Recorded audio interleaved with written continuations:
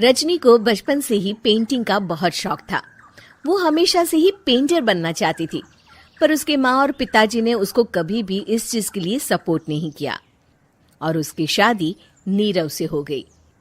नीरव रजनी को बहुत प्यार करता था, पर रजनी हमेशा चुपचाप ही रहती। वो इस शादी से खुश नहीं थी। वो ये शादी नहीं करना चाहती थी। उसे तो हमेशा से पेंटर जो बनना था। अपने इस सपने को वो नहीं पूरा कर पाई, इसलिए वो हमेशा उदास रहती थी। रजनी, बहुत ही बढ़िया फिल्म लगी है, कल देखने चले? नहीं जी, कल मुझे बहुत काम है, मैं नहीं जा पाऊंगी। अच्छा तो कोई बात नहीं, संडे को चलते हैं। देखिए, मुझे फिल्म देखना पसंद नहीं है। आपको जाना है तो चले जाइए। नीरव को मना करके रजनी वहां से चली जाती है और अपने बैग को खोलकर उसमें बंद पड़े ब्रश और कलर्स को देखकर रोने लगती है। रजनी, चलो ना कहीं बाहर खाने चलते हैं, कुछ तुम्हारी पसंद का। जी, मुझे नहीं जाना, मेरी तबीयत ठीक नहीं है। रजनी वहां से चली जाती है। नीरव को समझ नहीं आता कि रजनी उससे इतना दूर क्यों रहती है। वो जब भी उसके साथ वक्त बिताना चाहता है, रजनी कोई ना कोई बहाना बना देती है। एक दिन घर पर कोई नहीं था। रजनी घर का सारा काम जल्दी से खत्म कर लेती है। घर पर अकेले होने के कारण वो सोचती है कि वो आज पेंटिंग करेगी। वो अपने कमरे में जाकर पेंट ब्रशेस और कलर्स निकालकर जैसे ही कलर मिक्स कर रही होती है कि दरवाजे पर बेल बज जाती है। अब कौन आ गया इस वक्त? इतनी मुश्किल से तो मुझे पेंट करने का मौका मिला है। रजनी दरवाजा खोलती है तो उसकी सास अपनी सहेलियों के साथ खड़ी होती है और सब घर के अंदर आ जाते हैं। अरे बहू, सबको शरबत बनाकर पिला दे, बाहर तो बड़ी गर्मी है। उफ।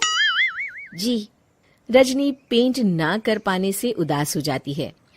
उसे गुस्सा भी आ रहा होता है कि उसने इस शादी के लिए हाँ क्यों कह दी। वो रसोई में जा रही होती है कि उसकी सास उसे रोकती है। बहू, सबके खाने का भी इंतजाम कर लेना, आज का लंच तो ये सब यहीं करेगी। हाँ। रजनी बिना कुछ कहे रसोई में चली जाती है। सबके लिए खाना बनाती है। सब खाना खाते हैं और रजनी घड़ी देखती है कि ये सब कब जाएंगे ताकि वो अपनी पेंटिंग कर सके। जब शाम होती है तब सब चले जाते हैं अपने घर। अरे बहू, सब तेरे खाने की तो बहुत तारीफ कर रहे थे, सबको बहुत अच्छा लगा खाना। आपको मुझे सुबह बताना चाहिए था ना कि आपकी सहेलियां आ रही हैं। पता भी है कितना वक्त लगा सारा खाना बनाने में। अरे बहू, तू ऐसे कैसे बात कर रही है मुझसे? तो और कैसे बात करूं? मैं इस घर की कोई नौकरानी नहीं हूं कि इतना काम करूंगी। रजनी अपने कमरे में जाकर दरवाजा बंद कर लेती है। शाम को जब नीरव आता है तो उसकी माँ उसे पूरी घटना के बारे में बताती है। क्या रजनी ने आपसे इस तरह बात की माँ? हाँ, और पता नहीं उसे क्या हो गया है, शाम से बाहर भी नहीं आई है। मैंने तो कई बार आवाज दी, खाना भी नहीं खाया उसने। तू ही बात करके देख ले बेटा।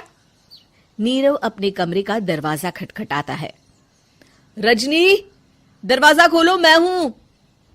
रजनी दरवाजा खोलती है और फिर वापस जाकर अपने बिस्तर पर लेट जाती है। रजनी, माँ से बात करने का ये क्या तरीका है? मैंने कोई गलत बात नहीं की है।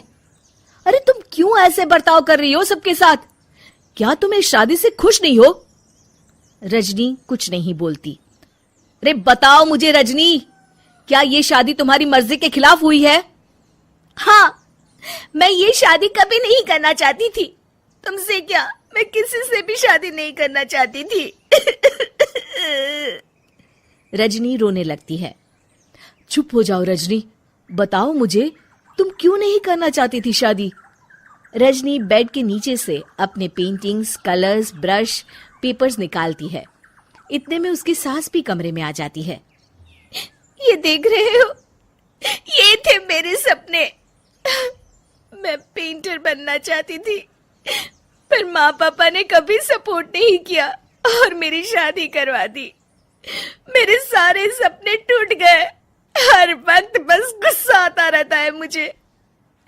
मैं जानती हूँ कि आप लोगों की इसमें कोई गलती नहीं है, पर मैं क्या करूं, मुझे समझ में नहीं आता।